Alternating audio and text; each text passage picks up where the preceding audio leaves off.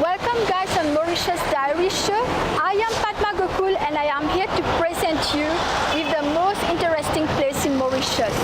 Mauritius is an extremely beautiful place, also called the Paradise Land, situated in the Indian Ocean, surrounded by beautiful beaches. It is mostly reputed for its touristic ambience.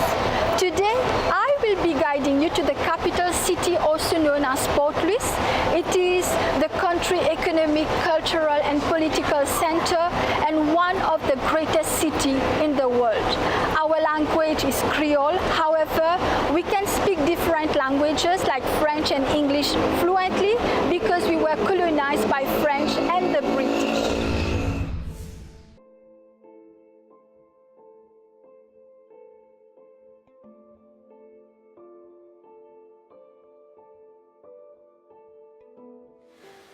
When immigrants would arrive in Mauritius after a journey in India, they would go at the Apravasi Ghat, where they would be fed, housed, and receive medical care if necessary.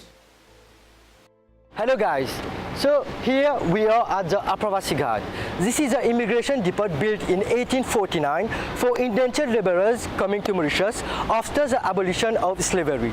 It is located in Port Louis, the capital of Mauritius. This is the place where the modern indentured laborers diaspora started. So here you are.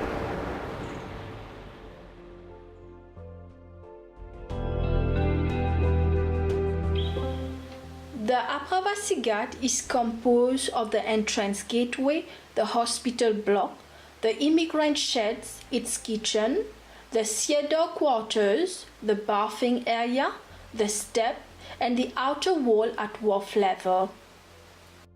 This place was formerly known as the Kuli Ghat, but then renamed as Apravasi Ghat after being included in the National Monument List in 1987. So this is the stairs that the indentured laborers first took to enter the Apravasi Ghat. Let's go.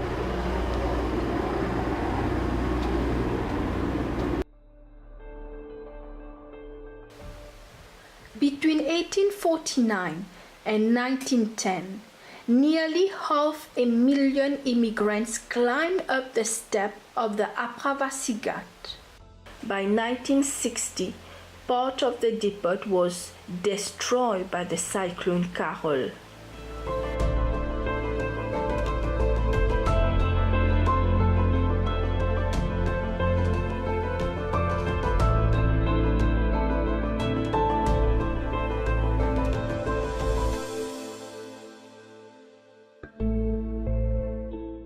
Bikrunsim Ramlala is an exhibition center which retraces the experience of indentured laborers in Mauritius. It was opened on the 3rd November 2014 and inaugurated on the 2nd November 2014 to celebrate the independence of the arrival of indentured laborers in Mauritius.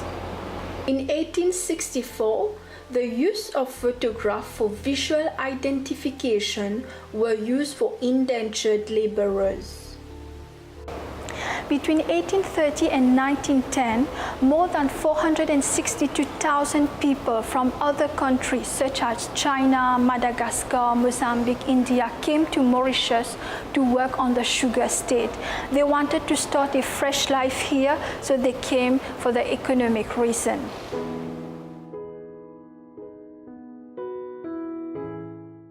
This display presents a reconstruction of the place where indentured laborers spent their journey on the ships.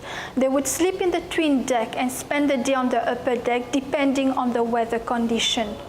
Indentured laborers travel on commercial ships, usually clippers or schooners. They were also conveying imported goods to Mauritius in the hold.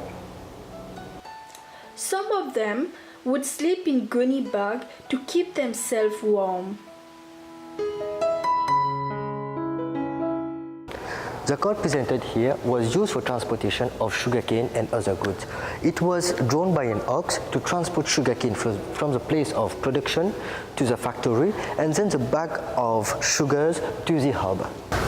Some of this office role was to receive newly arrived laborers, enforce sanitary regulation, register new labor contracts and their renewal, deliver tickets and passes to immigrants, receive taxes and fees paid by indentured workers. These indentured laborers came for a better life in Mauritius. The structures were also made of teak wood and shingles, which represent the British colonial era.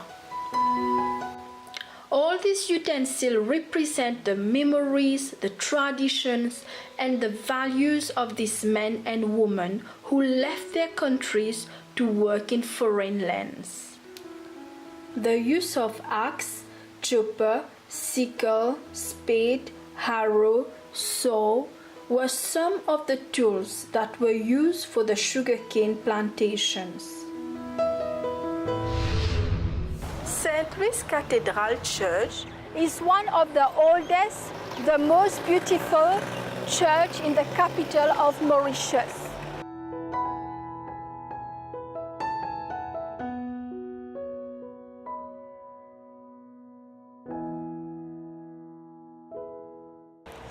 On my right-hand side, we have the oldest part of the church, which is the fountain.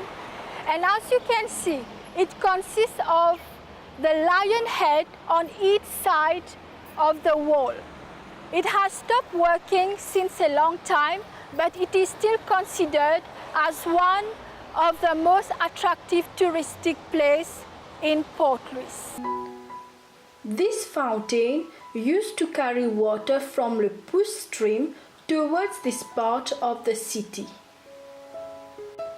The cathedral church lay gracefully in the heart of the city opposite the Supreme Court of Mauritius.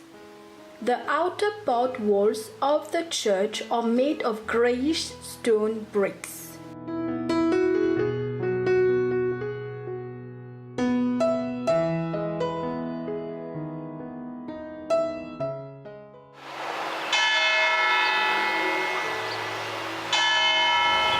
The cathedral church was identified in the 1750 after the departure of Maille de la Bourdonnais, who was the main founder of Port Louis, which is the capital of Mauritius.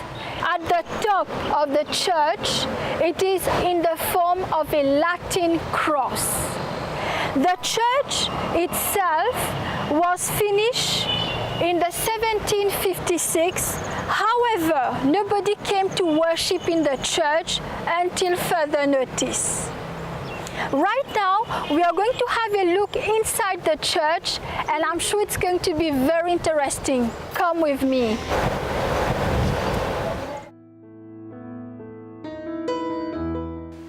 When you enter the church, you can feel a wonderful, warm, peaceful presence of the Lord Jesus Christ.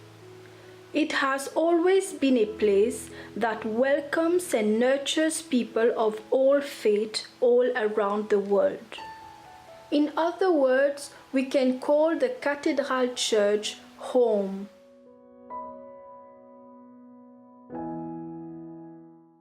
The majestic architecture of the church make it one of the unique landmarks of Mauritius. The white color represents the holiness of the Almighty. The Latin cross became a universal symbol of Christianity. On sunny days, the inside of the church looks stunning due to the soft colors. It is a very beautiful place to go with your friends and family. Its authentic architecture and interior decorations, including the sculptures and paintings, represent a unique harmony and elegance of the church. In 1760 and 1773, this church was severely damaged by 2 consecutive cyclones. Finally, in 1778, we got authorization to rebuild the church, and between 1930 to 1933, Bishop James Louis rebuilt the structure of this church, and finally, the final restoration of the church finished in 2007. Many people every day come to the church to pray and to release their pain to God.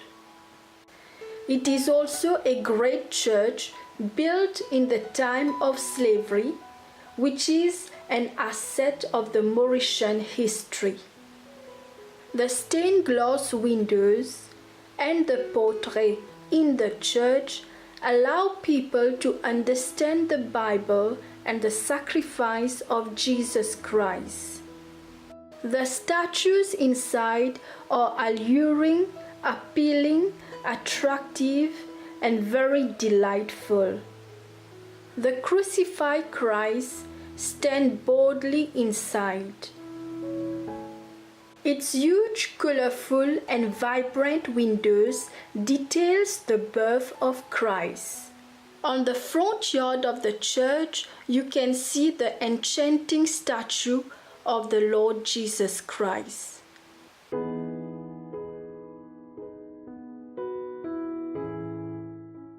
There is also a nice garden space in front of the church. Next time you visit Mauritius, do not miss the beautiful Cathedral Church in Port Louis. It's worthy to visit. Well, thank you for staying with us for the first part of this episode. I'll meet you next time on Mauritius Diaries for the second part, presenting the capital of Mauritius again. Goodbye for now. Bye.